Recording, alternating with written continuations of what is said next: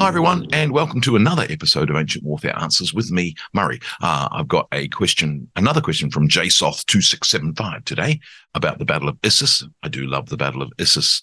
Alexander the Great against Darius. Had a big argument with someone the other day about whether it's Darius or Darius. I always learned Darius as the Persian king's name, but, people today use Darius. But Darius to me just sounds like a modern name. And I've met several Dariuses. 1, 2, and 3. No. But to me, it's Darius. But anyway, we'll get to that. Of course, you can ask us a question. You can be like these guys and send us a postcard. You can, of course, send us an email, answer one of our polls on the blog. You can make a comment on one of the other podcasts or the videos on YouTube, and we will get it some way. There's an email address, which is Ancient Warfare Answers, AWA@caravanserai.publishers.com. That'll get to me. However you would like to, you can, of course, ask us a question on Patreon. You can back us on Patreon at one of 3 different levels: Legionary, Optio, and Centurion. So anyway, Jsoth's question today is: during the Battle of Issus, it is my understanding that the Macedonian phalanx struggled and even lost ground against Darius's mercenary Greeks. I was under the impression that if facing off directly, the sarrisa-wielding phalanx would be at an advantage with their longer spears, but here that doesn't seem to be the case. So historians believe that this is accurate, and if so, why or how? Thank you for your time. Thank you for your time, Jsoth.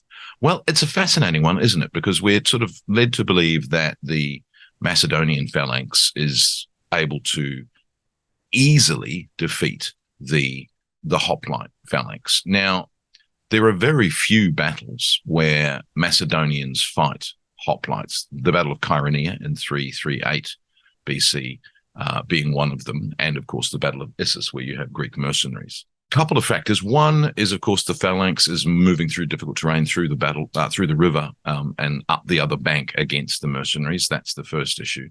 The second issue is that one of the things about Alexander's battles, of course, is that he generally uses his phalanx to hold ground, not necessarily attack or advance inexorably. He does that with a certain subsection of the phalanx, normally the rightmost taxis, or even the rightmost syntagmata of the rightmost taxis. The rest of the 5 taxae are sort of holding pattern, bristling with sarissa tips and relatively well defended against even, Persian missile fire.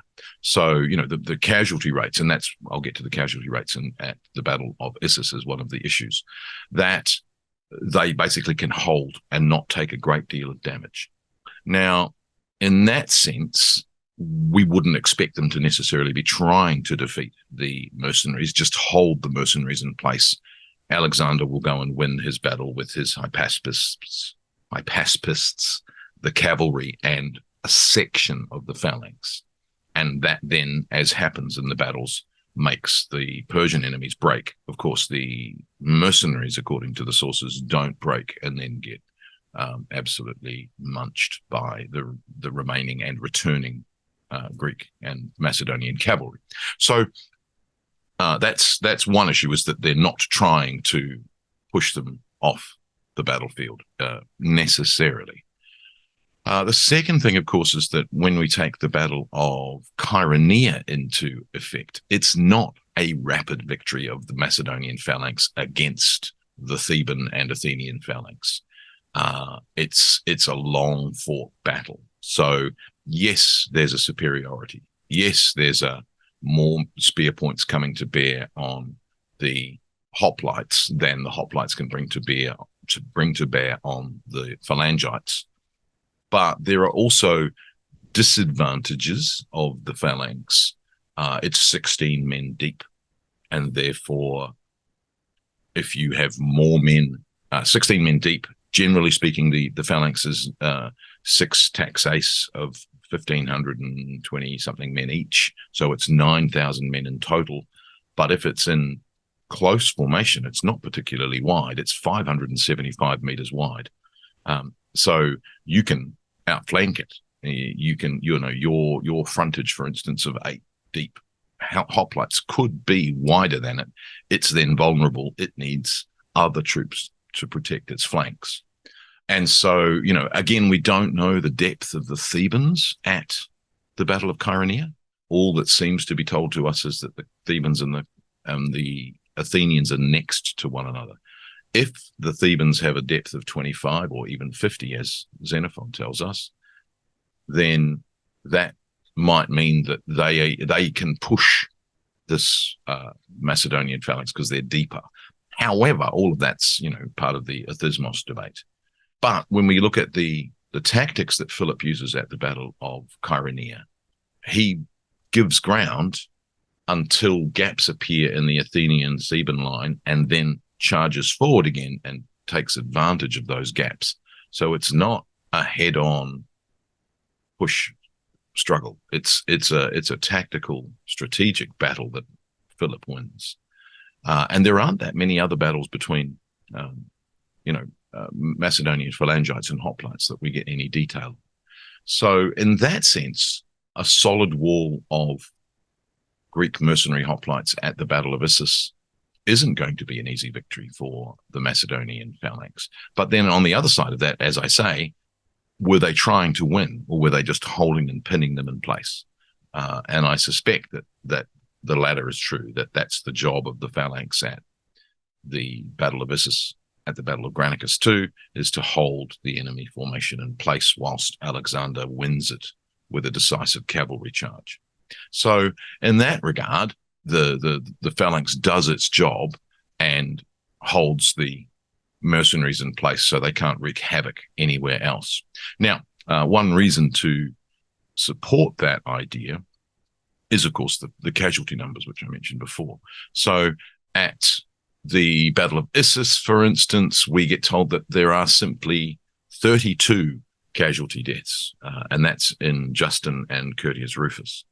32 infantry and 150 cavalry. Curtius has 32 infantry. Justin has the much, much larger number of 130 infantry casualties.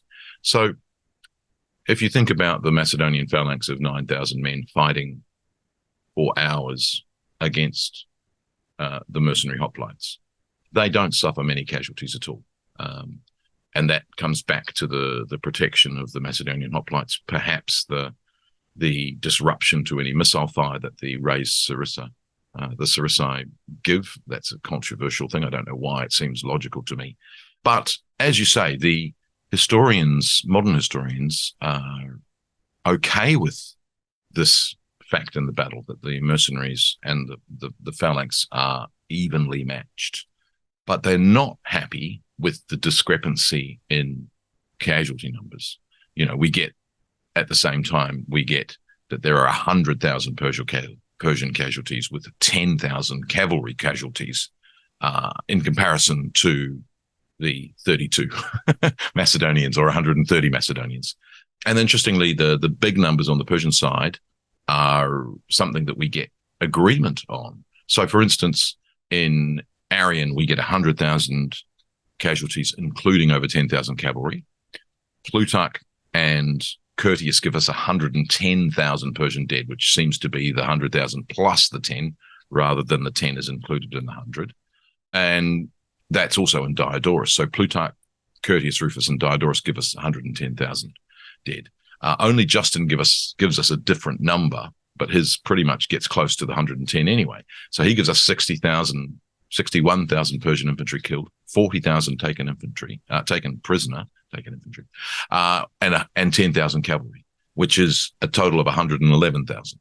So you haven't got any discrepancy in Persian casualties.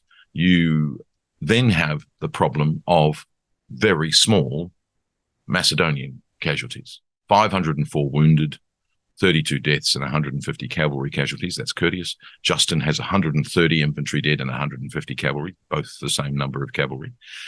And so what you find in modern editors is that they don't believe these numbers to the point of amending them away, which is always dangerous. So, for instance, John Yardley amends Curtius's numbers to read 4,500 wounded and 302 missing, keeps the 150 cavalry deaths. The problem with that is the strength of the Macedonian infantry phalanx is only 9,000 men. You couldn't suffer 50% casualties, even only wounded. You're not replacing those men quickly. And in fact, one of the consistent aspects of Macedonian and Alexander's warfare is the small number of casualties that they suffer, which, could be down to a whole series of factors. But I think rejecting the numbers in the sources is not the answer. Perhaps there's some, minimization that's going on, but I don't think that it's going to be a way to explain away hundreds more or thousands more casualties in the sources. I think one of the reasons for the success and ongoing success of the Macedonian war machine in Persia is that it doesn't suffer casualties. It does have hardy, well-defended, well-protected men whose spear points not only are an offensive weapon, but they're a very good deterrent holding weapon, so that Alexander can win his battles with his decisive cavalry charges, as he indeed does at the Granicus, the Issus, and Gaugamela. So hopefully, Jsoth, that answers your question. And I look forward to answering another one. And you can join us soon on another episode of Ancient Warfare Answers with me, Murray. Bye.